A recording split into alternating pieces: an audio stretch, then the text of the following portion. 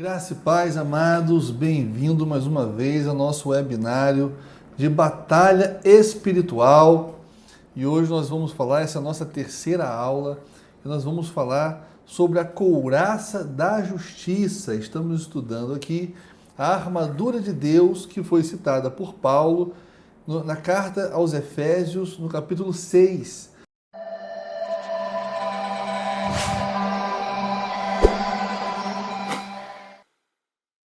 E hoje nós vamos falar sobre a couraça da justiça. Então vamos ler novamente Efésios capítulo 6, verso 14, que diz assim: Estai, pois, firmes, tendo cingidos os vossos lombos com a verdade e vestida a couraça da justiça. Então vamos falar hoje sobre a couraça da justiça.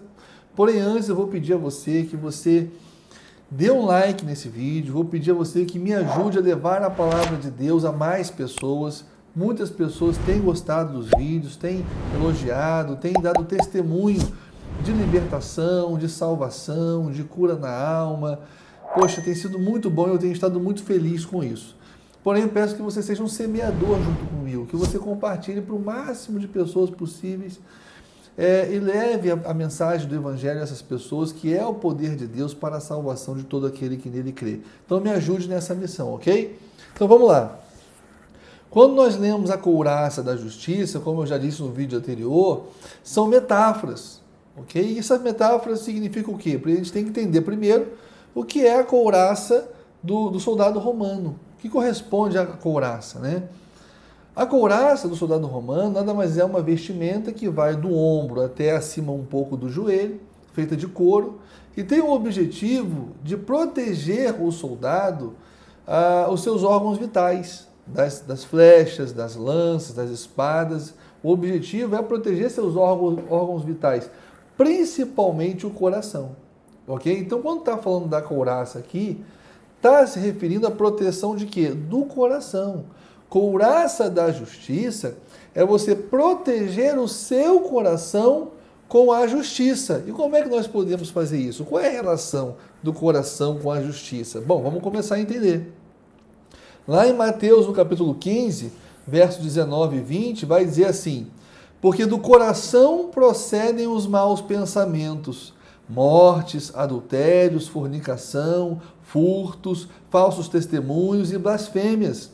São estas coisas que contaminam o homem, mas comer sem lavar as mãos, isso não contamina o homem. Então, Jesus está explicando aqui que o homem é contaminado por aquilo que sai do coração, que o coração do homem é mau, o coração do homem é perverso. É do coração que sai todo tipo de transgressão à lei de Deus, todo tipo de ofensas a Deus. O coração do homem é naturalmente assim, após, claro, a sua queda, após o pecado.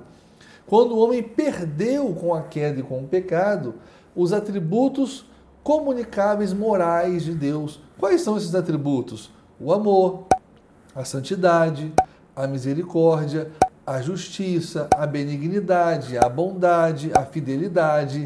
Então, são atributos que somente o homem, antes do pecado, Adão e Eva possuíam antes do pecado. Eram atributos comunicáveis, que Deus comunicava com os homens.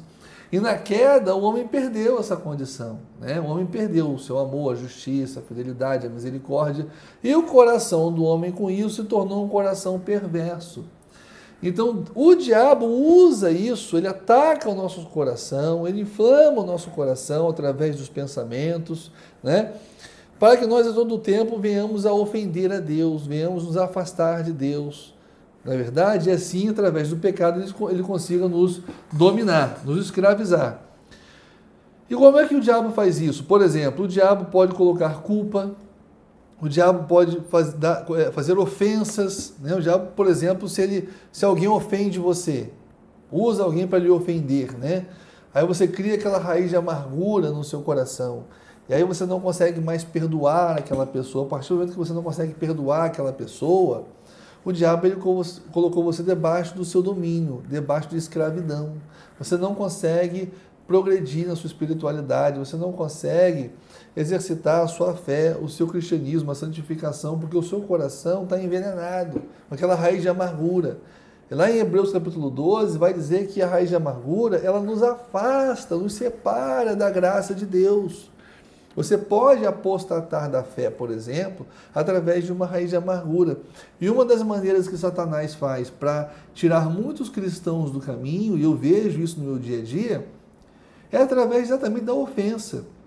Pessoas totalmente magoadas, pessoas rancorosas, pessoas com esse pesar no coração, não conseguem perdoar. Essas pessoas ficam escravizadas eternamente, não conseguem mais ter comunhão com Deus, porque Deus ele não vai ter comunhão com uma pessoa que não consegue perdoar. O perdão dos nossos pecados depende que nós perdoemos os outros também. É uma reciprocidade.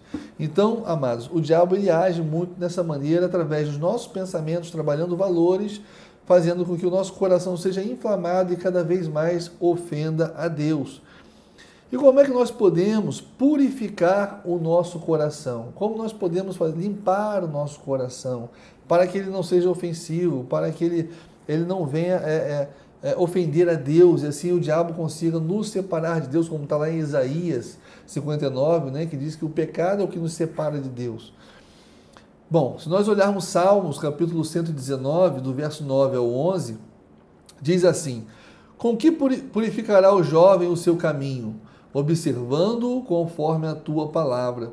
Com todo o meu coração te busquei. Não me deixes desviar dos teus mandamentos. Escondi a tua palavra no meu coração para eu não pecar contra ti.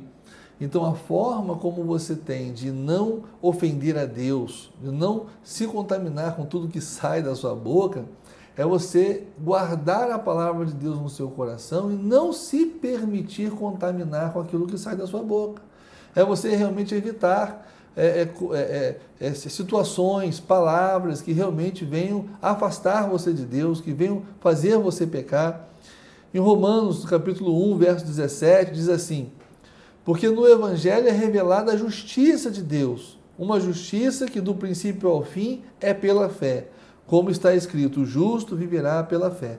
O que ocorre? Qual é a relação do coração pecaminoso com a justiça? A palavra de Deus guardada no seu coração, que é o Evangelho, vai fazer com que você seja uma pessoa justa no sentido, primeiro, de que você é justificado por Cristo. O sangue de Jesus, que foi derramado na cruz do Calvário, foi para salvar a sua vida, ele te justificou. E agora, mediante a palavra de Deus, você está sendo limpo. Para quê? Para dar continuidade, para manter essa justificação, essa pureza por meio da santificação. A Bíblia diz aqui que o Evangelho vai revelar a justiça de Deus. Por quê? Porque Deus, o que é o Evangelho, amados? Tem cristão que não sabe o que é isso. Tem cristão que sabe tudo de teologia, mas se pergunta o que é Evangelho, é uma pergunta tão simples, a pessoa não sabe responder. Evangelho nada mais é do que, vamos botar um texto bíblico aqui para ninguém achar que eu estou inventando, né? Se você pegar lá João 3,16, que todo mundo conhece, eu faço até questão aqui de abrir. Porque Deus amou o mundo de tal maneira que deu o seu Filho unigênito para que todo aquele que nele crê não pereça, mas tenha vida eterna. Essa é a síntese do Evangelho. É Deus dando aquilo que é mais importante para ele, que é seu Filho unigênito, dando por pecadores, por pessoas miseráveis, por pessoas que não merecem, por pessoas que não fazem jus, porém Deus sacrifica o seu próprio Filho para que nós pudéssemos ser salvos. Isso é o Evangelho. Isso é o Evangelho. E como é que isso aí revela a justiça de Deus? Porque a justiça de Deus é revelada através do amor de Deus. Quando a gente fala em justiça, a gente tem dificuldade de entender, porque a gente tenta olhar numa perspectiva humana, né? O conceito de justiça tem intrínseco em si o conceito da lei. Justiça é lei, é aplicação da lei, simples assim, né? Num conceito bem humano, né? Bem coloquial. Justiça é a aplicação da lei. Só que a lei do homem é um código de conduta moral. Exatamente pelo homem não ter o amor de Deus, ter perdido isso com a queda, o homem, se ele amasse, não precisaria da lei. Se o homem amasse a Deus acima de todas as coisas e amasse o próximo como a si mesmo, ele precisava de lei? Precisava dizer para ele, não matarás? Não precisava, porque o amor ia ser a lei no coração dele.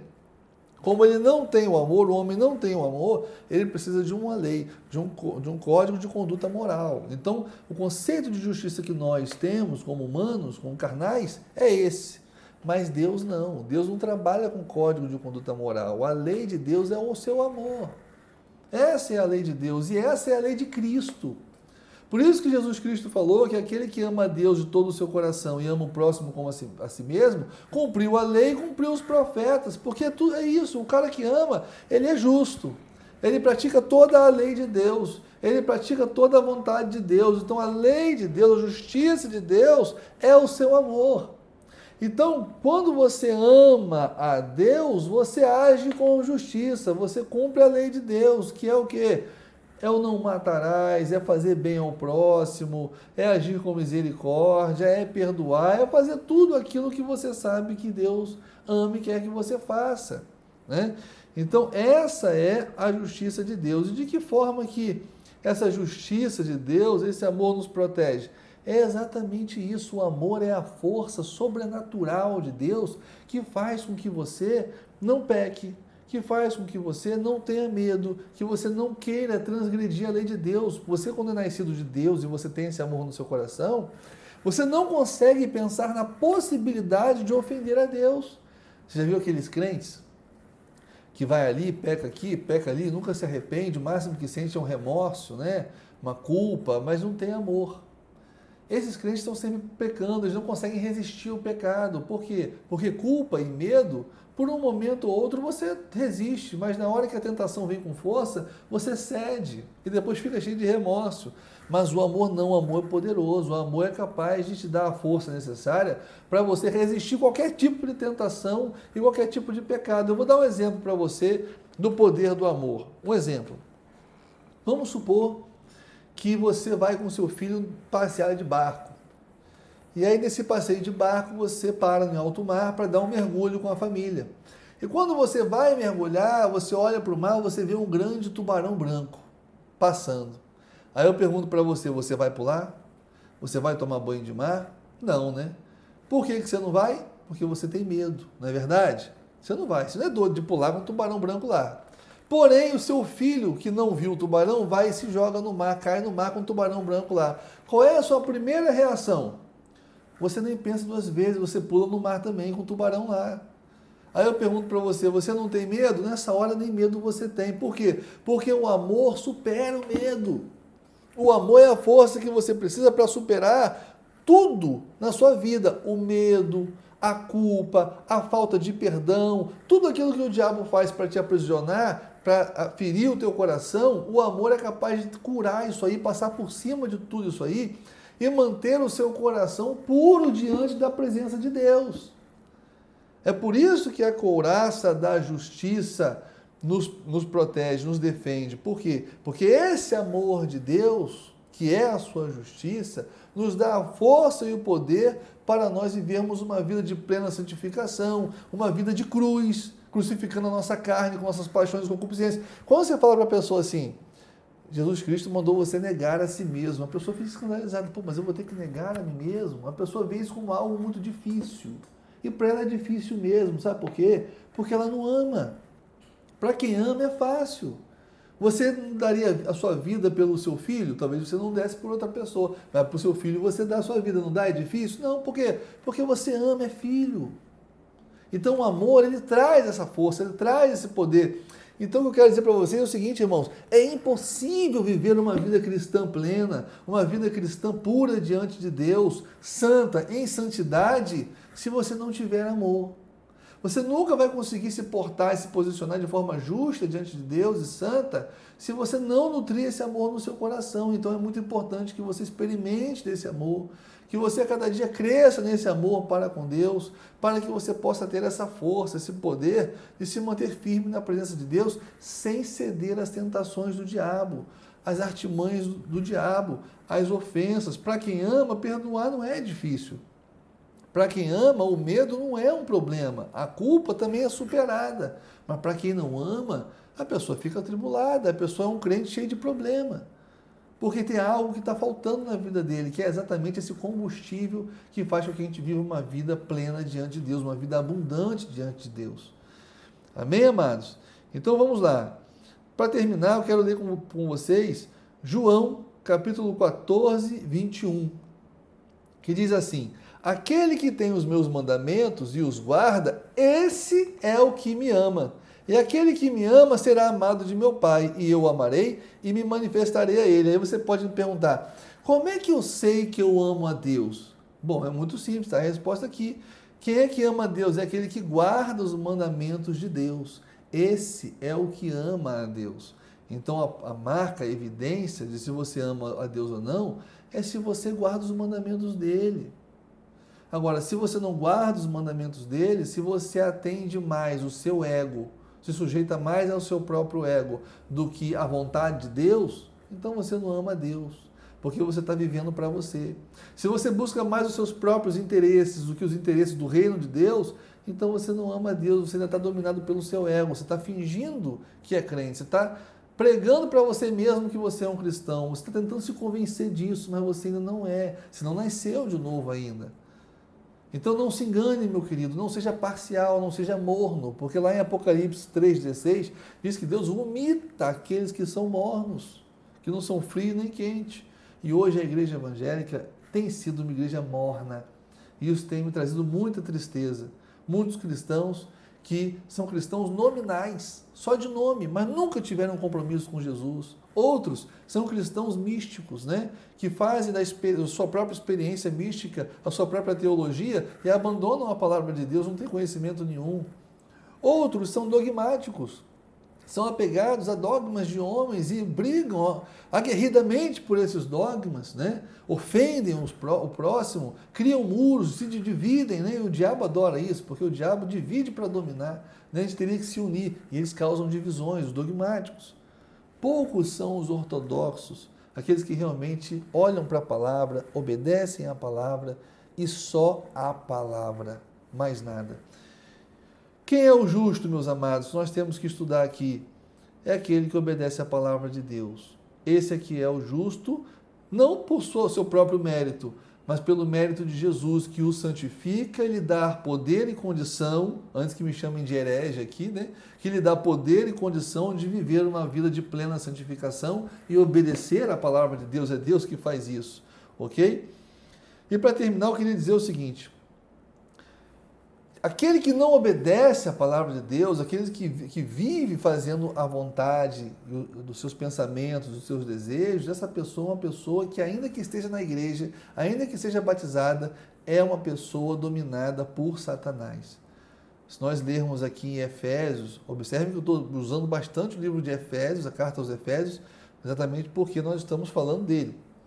Efésios capítulo 2, verso 1 ao 3, diz o seguinte: e vos vivificou, estando vós mortos em ofensas e pecados, e que noutro tempo andaste segundo o curso deste mundo, segundo o príncipe das potestades do ar, do espírito que agora opera nos filhos da desobediência, entre os quais todos nós também antes andávamos, nos desejos da nossa carne, fazendo a vontade da carne e dos pensamentos, e éramos, por natureza, filhos da ira, como os outros também. Então o que esse texto está falando? Paulo está falando aqui. Paulo está falando que aqueles que vivem fazendo a vontade da carne e dos seus desejos são pessoas que são filhos da ira, pessoas que estão na desobediência, pessoas que, por essa razão, são dominadas por Satanás, estão debaixo do domínio de Satanás. Então, mais um motivo para você ter essa couraça da justiça, para que você não seja dominado por Satanás, para que você não seja filho da ira. Você não pode fazer a vontade dos desejos e dos pensamentos, mas você tem que ser submisso e sujeito à palavra de Deus e viver de acordo com a palavra de Deus. Não de acordo com o curso desse mundo, como está aqui, dos valores, do sistema do mundo, não, mas de acordo com a palavra de Deus. Amém? Então, que Deus possa ter lhe abençoado. E não se esqueça de passar esse vídeo adiante, porque vai abençoar muitas vidas. Deus te abençoe.